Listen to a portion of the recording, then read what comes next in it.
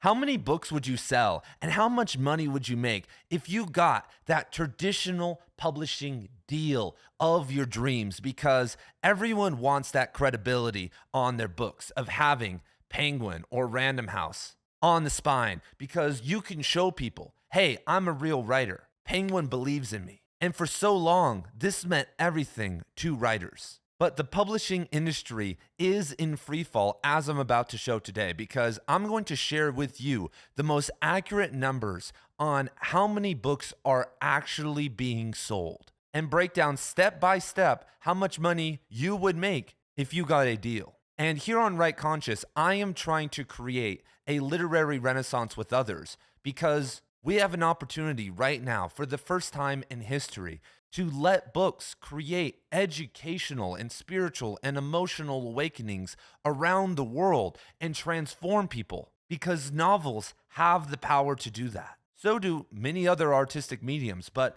a 200,000 word novel or even a 50,000 word novella that functions at a high level can shatter people. And we have been duped by the traditional publishers into romanticizing the label, into romanticizing this idea of giving up our creative rights for pennies. And in today's video, after I show you the numbers, I will show you the other side and the new direction authors will have to take if they want to become full-time authors in the world. And so the problem a lot of the time with numbers that are released is that they are inaccurate or fudged either on the bottom end or the top end. And so today we are first going to examine the most accurate and objective set of numbers because these numbers were released by BookScan, which is a company that tracks how many books are being sold by all the major publishers. It's as simple as that because there have been numbers that have been released from the Penguin versus Department of Justice lawsuit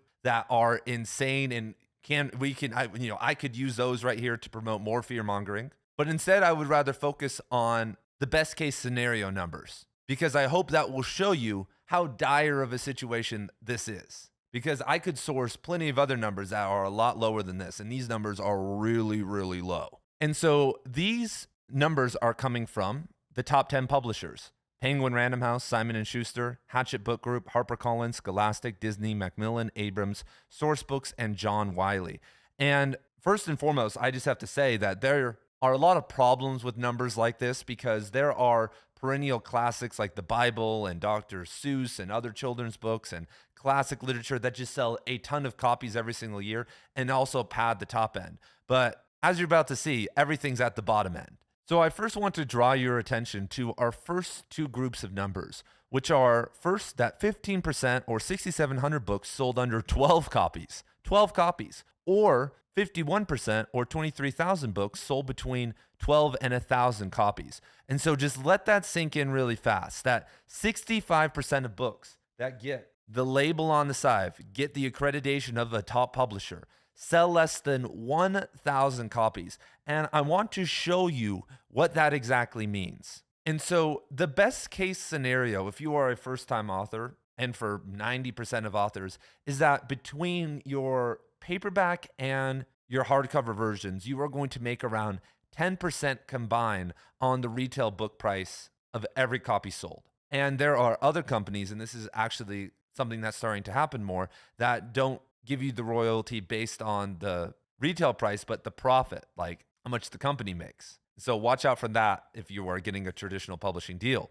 But if we look at that then, let's say there is a $20 book and you make a 10% royalty, then that will get you around $2 per book. And so then if we return back to our first numbers, there is a 65% chance that your book is going to make less than $2,000. And when I look at all the books behind me, 99% of them were revised for over 3,000 hours. And some, like Infinite Jest and Blood Meridian, were more around 10,000 hours of revision before it even saw an editor. And so let's say you revise for 3,000 hours. That means that you will make less than $1 an hour for your book. And I know this isn't about money, but if you are being an honest author, if you are writing transformative works, most likely you are not releasing books every single year. And even if you are, $2,000 a year isn't enough to live on. And so for most people who sit down and write a book for 5 years, they are going to make a couple $1,000s. There's a 65% chance of it, actually. Then if we add in the next group of numbers, the 21% of books that sold between 1,000 and 5,000 copies, there's an 86% chance that you are going to make less than $10,000 for your traditionally published book. And that's the lower end. I've seen the New York Times say, sourcing from the Department of Justice lawsuit, that in actuality, 97% of books that are published sell less than 5,000 copies. So it's anywhere between, we could say, 85 and 97%, which is most books, because like I just said, a lot of the books at the top that you're going to see that sell all these copies are either re-releases, classics just selling copies, fantasy or sci-fi series, book talk books, celebrity books. And that's something I should mention really fast, that people will say, probably down in the comments, someone who won't watch this far, they'll be like, well, there's 50 new Barnes & Nobles being opened this year, and the book industry is actually not dead. Well, I mean, it depends on how you look at it, because if I go to Barnes & Noble right now, the storefront, the space for actual real literature, because there is this idea that Rupi Kaur can change your life, that some of this crappy literature is this revelatory thing. And I've read entertaining novels before, or, stuff like that, that have made me think a little bit. But there is a spectrum of transformation, and every transformative novel, like Gravity's Rainbow, doesn't change every single person that reads it. But as I've said many times before, we are experiencing a crisis in consciousness. We are becoming less intelligent, less healthy, and less happy every single year. And art, and transformative art, is one of the best ways to help people perceive themselves and their situation and the world differently, and start a chain of momentum that will lead to a more growth-oriented mindset and a better world. And so every single book that gets published doesn't need to be like that. But when you see more and more scribble rot taking up the storefront, and at some point almost eliminating completely novels that actually can change people, there's a problem there. And so and we can talk about that later, but last 5.5 or 2,500 books sold between 5 and 10,000 copies. And so I want to show you guys the other side. I want to show you guys the dark side here, because I don't really think that people realize this. Because what's also inherent to you making that $10,000 is that you lose the creative rights of your book. Gravity's Rainbow is owned by Penguin Random House. Thomas Pynchon cannot re-release this. He doesn't own his story anymore. And so there is a price point that I'm sure all of us would be willing to give up our story for. And that's cool. It's not the end of the world. Thomas Pynchon sold over 20 million copies. So that seems pretty good. But is your story that you spent thousands of hours on and hold near and dear to your heart worth $2,000? Is it worth $10,000 to never be yours again? Even crazier, if you get on Substack. And so Substack is where the best authors in the world are posting. Many of the best authors are making more on Substack than they are on their traditionally published novels.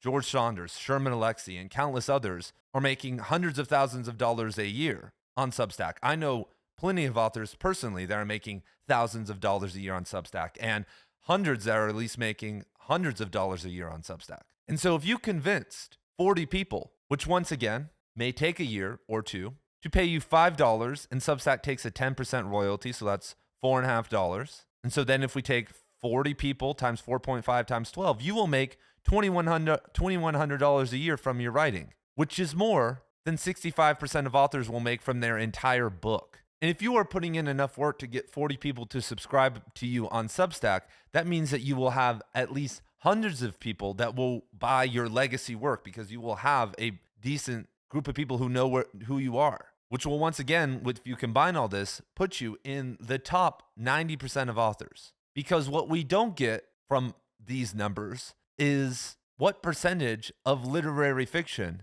or fiction like you are writing is actually selling insane amount of copies. Because at the top end, we have 3.5% sold between 10 and 20,000, 2% sold between 20 and 50,000, 0.7 sold between 50 and 100,000, and 0.4 sold 100,000 copies or more. And in that 0.4, like I said, you are competing with books like the Bible, the Quran, Snoop Dogg's book, Michelle Obama's book, Melania Trump's book, airplane thrillers, like everything. What blew my mind is that Cormac McCarthy, when he released The Passenger, hadn't released the novel since 2008 with The Road. So it was like 12, 13, 14 years. It was a big deal. They put a bunch of marketing into it, got people to review the book. It had New York Times reviews, all this other stuff. And on BookScan, I kept watching. It didn't break even the top 25. It didn't. Cormac McCarthy's The Passenger did not enter that 0.4%. So someone with an established base whose work had won through adapted screenplays Academy Awards, who had what, 5 or 6 films turned, or excuse me, of his books turned into featured films, couldn't even break into the 0.4% with the massive marketing campaign. And like I said, it's not I said, but over time, that book will sell a ton of copies because it is Cormac McCarthy. But most of us, especially at the start of our careers, don't have that staying power. What these companies give you is this concept of the book launch, because a book launch is actually a very big deal. And so that's why I always say it's very sad when an author releases their book and no one buys it, and that you should not release any book of yours unless you have a plan and an audience ready to buy it, because you are just wasting this opportunity, this piece of art that you spent a ton of time on. It's like renting an art studio and not doing any advertising and doing an art show and no one shows up, and it's just your family and friends for your life's work instead of sitting down and making it happen. And so I want to tell you guys about something that I put together for you for free. It is a 2.5-hour guide that was posted on my free writing school on how to build your audience on Substack. And in 3 months, people that have followed this guide have gotten some awesome results. I've had dozens of people get hundreds of readers following this advice over on Substack. And I've gotten hundreds of people to get their first 10 readers or so following this advice. So if you are at ground zero and you have no one who is reading your stuff right now, and you want to at least go from 0 to 10 and maybe more if you implement it and try, then there is a free guide down in the description below for you. And there are no hacks. As you can see, it's very straightforward. I believe in building authentic relationships person by person and building fans, because you don't need very much of them to become a full-time author. If I didn't have a family and 3 cats begging for food all the time, I'd be able to live easily off what I make on Substack. And I've built that in the past 9 months or so. But it was built long and slow, and I've had hundreds of conversations with hundreds of people on video calls and in messages to make that happen, because now I want to return to this idea of becoming a full-time author, because people sometimes give me a little bit of pushback and say, why are you making this such a big deal? Well, it's because if you become a full-time author, then you will have the time and the space to first and foremost write transformative works, which many of the books behind me were written by people who did not work jobs, who had full dedication. But it will also give you the time and space to put time back into the community, to put time back into the literary renaissance. Because your 40-hour-a-week job is not only taking up 40 hours a week, it's also sucking energy and your soul out of you, which is eventually probably taking 60 or 70 hours a week total from you. And then when you put in sleep and your family, you don't have any time to write. And so we've adopted this mentality, this artistic mentality, that we don't need that. But the problem is that many of the starving artists behind me, first of all, were starving and lived horrible lives and sometimes fell into psychosis and suicide and many of those things. But for many of the authors behind me, they were in the aristocracy, or at one point of their life were in the aristocracy and had all the time in the world they needed, or they had grants from universities or many other things to get them through. The closest example to a starving artist that I know was Cormac McCarthy and his pursuit of excellence and becoming a rich author. And he wanted to become rich. He wanted to go full time. If you look at his letters and how he was acting and what he was writing, especially in the latter half of his career, it caused 2 divorces and plenty of other problems that I hope that you don't need to go through to break through. And so we need to stop hedging our bets on this idea that we are going to be a part of the 0.7% of people who can be full-time authors from just traditional publishing deals. Because even if your book sold 50,000 copies, that's only $100,000. How long can you live off of that for? How many more years will it take you to write another book? And the way our economy is going right now, $25,000, $33,000 a year, depending on how fast you're writing, isn't enough. And there's also something that's happened that I've witnessed on Substack, which I think is amazing, that there are these authors who have been traditionally published. Let's say they have sold a pretty big amount of books, and when they come to Substack, they think they're going to rake in the cash just for being them and releasing some random stuff. But in actuality, people subscribe to people on Substack because of the persona that they have built and what they are giving back to the community. Sherman Alexie, George Saunders, Chuck Palahniuk, all those guys who are raking in hundreds of thousands of dollars a year on Substack are engaging with their community. I've had Sherman Alexie reply to a random thing I said when I just tagged him in a random comment. I see him arguing with people all the time and saying stuff. I've met George Saunders. He's a really nice guy. He gives back to people. I've known people that he's personally helped. And that's just in my little inner circle. How far does that reach? Chuck Palahniuk has books worth of writing advice and other stuff over on his Substack. So the best thing that you can start thinking now is, how can you connect with the community? And I'm not saying you need to become some literary celebrity or give writing advice or do stuff like that, but you need to be a leader. People need to believe in you. People are going to need to want to see what you are doing every single day. And that's how you get this momentum. Guys, there are people on Substack who have no fans, who have less than 50 subscribers, who have convinced me, just not by talking to me necessarily, but just through their work and their persona. And I check their stuff every single day. When I get on Substack, I go look at their notes. I go see if they've done something. If they post something new and I get the email at work, I'll start reading it, even if I can't finish it. I just want to see what they're doing next. And these are just random citizens in different, in the United States and in different countries around the world who've made me care. I'm paying, 10 plus people on Substack, and none of them are full-time authors. They are people who've connected with me and convinced me with their writing and their goodness, and not with sales pitches, to give them money every single month. And you may not be a person who gives money to pay for people's writing, but there are tens of thousands of people who are willing to pay for fiction and poetry on Substack, because there are poets and fiction authors who have tens of thousands of paid subscribers at once. Those people are your ideal audience. And obviously not all of them are going to come over, but it shows you that they are there. They are on the app. And so I'm giving you permission to be yourself, to share your work, to not hide behind a pen name, to want to become a full-time author, to get over the just doing art for art's sake. I'm just writing. I don't care about anyone who reads it. I don't care about the result. No, we need you to go full-time for the literary renaissance. I need as many people as I can get, putting as much time as they can put into it, sharing literature all around the world, especially independent thinkers, because the university system, which does something similar, supporting writers and artists, as you guys may know, they have political ties and political ideologies. I spent 8 years in academia, and I didn't meet one person that entire time that wasn't a bleeding heart liberal, that wasn't a straight down the line democratic thinker and parroting the party line. And I do not vote. I talk about Republicans and Democrats the same way on this channel in a negative light.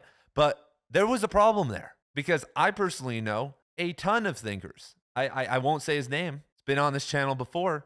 He has a PhD, and he told me that his political beliefs and what he did his thesis on and these things prevented him from entering the university system in his country. And speaking of liberals, I know plenty of liberals and radicals who don't want to go to university, who don't want to have to sit through the drudgery that I had to sit through, and maybe you had to sit through for 8 years, or to get a PhD and let your soul get sucked, to maybe get a grant or a fellowship or one of these jobs. And so there is always going to be a market. There is no market cap for people paying you $5 a month because they believe in you. You can get as many people as you possibly could imagine to do that for you. If you look at Patreon and Substack, there are writers on Substack like Heather Cox, who is a Democrat, who make millions of dollars a year from people paying her $5 a month. And you don't just have to be on Substack. I know plenty of people who use social media or other mechanisms to just sell their books. And if you make, $10 a copy on 5 or 6,000 books every single year, and maybe you work a part-time gig, and maybe your wife or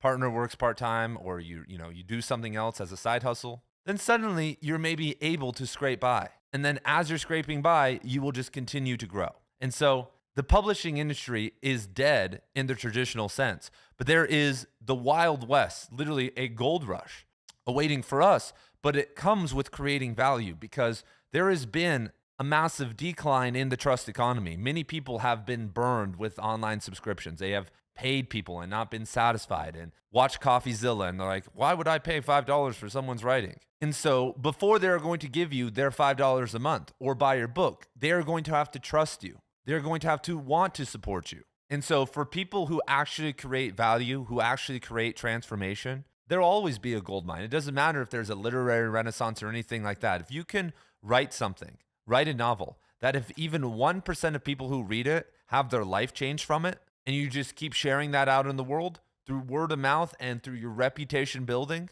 you will become a full-time author just from that. Think about that. That for every person whose life you transform, they will more than be willing to buy your book that comes out again, like your next book, or pay you $5 a month. And you could do that with a simple blog post. You could do that with a short story.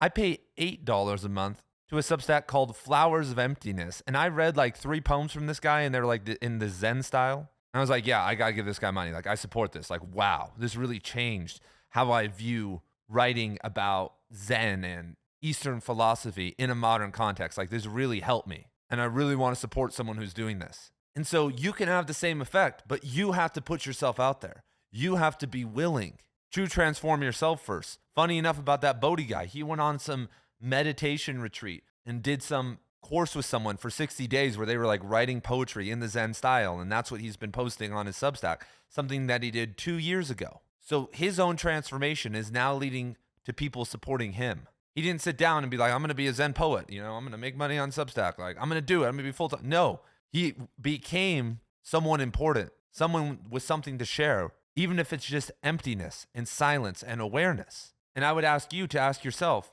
what are you doing with that? What are you sharing? How is it different? And if you're struggling to answer that, then you maybe haven't transformed enough within, because every transformation is unique. It sets you apart from everyone else. If you do a ton of personal growth and development and go really deep in yourself. And so there it is. There is the word. Like I said, I have a 2.5-hour course on how to do all of this for free down below for you. I'd love for you guys to hop on that and join the literary renaissance. I hope you guys have a good day. Like I said, it's not all doom and gloom. Those numbers look terrible, but there is a path out.